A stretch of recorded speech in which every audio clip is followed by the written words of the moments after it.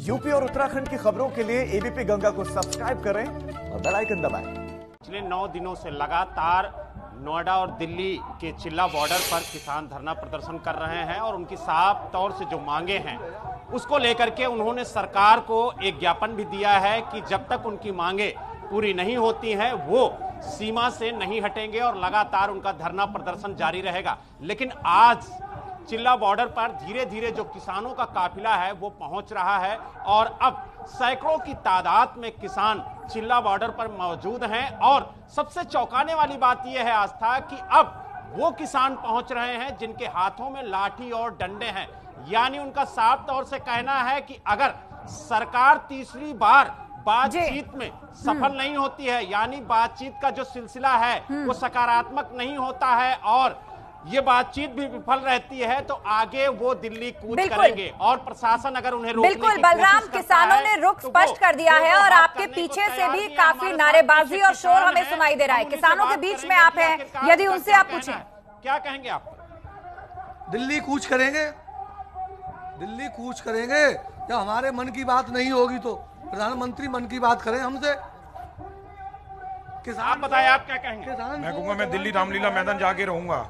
दिल्ली रामलीला मैदान जाना है, मुझे जाना है बिल्कुल अपने हक की लड़ाई लड़ने के लिए। अच्छा, आप लोगों के हाथों में ये लाठी और डंडे क्यों हैं? डंडे है प्रशासन के लिए।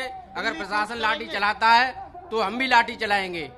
पहली लाठी प्रशासन की होगी, अगली लाठी हमारी होगी। अब से कुछ देर में ही रोड को जाम कर दिया जाएगा और दिल्ली के लिए कूच करेंगे। अभी यानी आप लोग दिल्ली के लिए कूच करेंगे? हाँ जी, दिल्ली के लिए कूच करेंगे और लेफ्ट से करेंगे। आप बताइए, आप क्या कह रहे हैं? बिल्कुल, दिल्ली कूच का ऐलान हो चुका है। कई दिन से किसान यहाँ धरने पर बैठा, लेकिन सरकार, गूंगी बहरी सरकार बिल्कुल नहीं सुन रही है। इसीलिए माननीय राष्ट्रीय अध्यक्ष जी का, भानु प्रताप जी का आदेश है कि हम लोग दिल्ली कूच करेंगे और प्रधानमंत्री आवास जाएंगे सीधे। आस्था, आप देख रही हैं कि जो किसान यहाँ पर मौजूद हैं सबके हाथ में लाठी और डंडे हैं और लगातार उनका साफ तौर से कहना है कि वो दिल्ली कूच करेंगे और अगर प्रशासन रोकने की कोशिश करता है तो वो दो हाथ करने को भी तैयार हैं। क्योंकि और ये जो बात कह रहे हैं बलराम, ये बहुत हैरान करने वाली है, क्योंकि इससे पहले भी जो किसानों के आंदोलन हमने देखे हैं उनमें कभी किसी कृषक को ये कहते नहीं सुना कि लाठी आएगी तो हम भी लाठी चलाएंगे, और लाठियों को तेल पिलाकर साथ लेकर आ रहे हैं। शक्ति सिंह यूपी बॉर्डर से हमारे साथ है। शक्ति, यहाँ पर क्या स्थिति नजर आ रही है?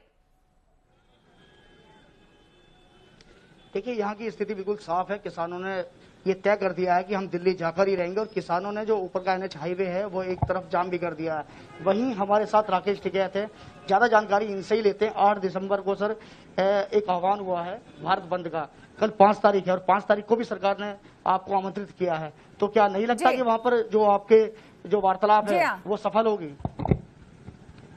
बातचीत अपनी जगह है, बातचीत होती रहेगी। किसानों ने एक निर्णय लिया है क्योंकि किसान भी पूर्ण रूप से गुस्से में है। चारों तरफ को तो बिल्कुल घूम फिरकर जो तमाम प्रतिनिधि और नेता हैं वो यही कह रहे हैं कि बातचीत चलती रहेगी और उम्मीद है कि सकारात्मक नतीजा जल्द निकले। आप तीनों का शुक्रिया, नजर बनाए रखिए।